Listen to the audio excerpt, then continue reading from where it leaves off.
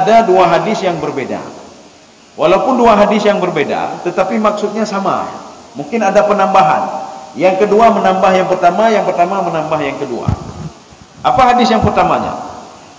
La hasada illa fi itsnain. Tidak boleh kita itu dengki kepada orang lain kecuali dua hal. Ya. Jadi dengki ini hubungan dengan ridha juga.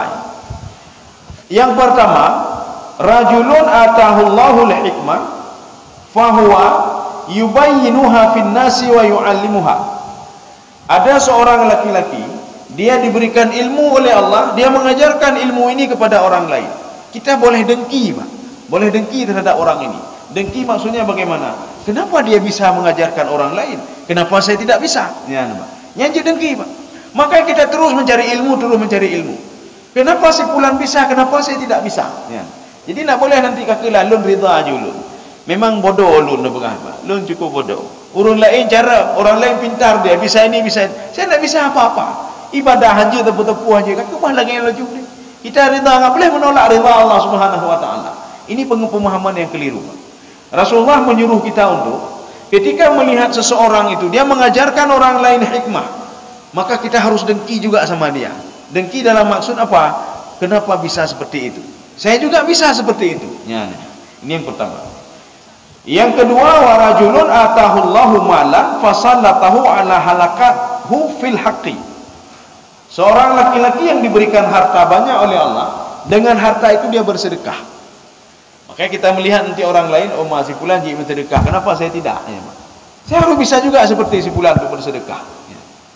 Jadi jangan sampai nanti dibangkitkan di padang mahsyar nanti baru diminta kembali lagi. Karena di dalam Al-Quran itu diungkapkan, ada sekelompok manusia ketika dibangkitkan di padang mahsyar dia tidak punya apa-apa, tidak punya pahala sedekah, tidak punya apa-apa dia, sehingga dia mengatakan kepada Allah, ya Allah, kembalikan kami sebentar saja, lana sadaqanna, kami akan bersedekah dan kami akan jadi orang-orang yang saleh. Tapi tidak bisa lagi untuk kembali, karena kita ini sudah masuk ke level-level selanjutnya. Tidak bisa level ini atret ke belakang, tidak bisa, kecuali harus dia lalui level-level ini. Pada hadis yang lain, Rasulullah SAW bersabda, ini hadisnya kan berbeda tadi, cuma nanti yang pertama menutupi yang kedua menutupi yang pertama, bahkan saling melengkapi satu sama lainnya. Wa rajulun atahullahu al-Qur'an fahuwa yaqumu bihi ana al-laili wan nahar. Kita hendaklah dengki, ya ini dengki yang dibolehkan, Pak. Ya, jadi makna dengki apa? Bukan dengki benci ke orang tersebut, tidak. Kita dengki terhadap apa yang didapatkan oleh orang itu, Pak. Apa yang dia dapatkan?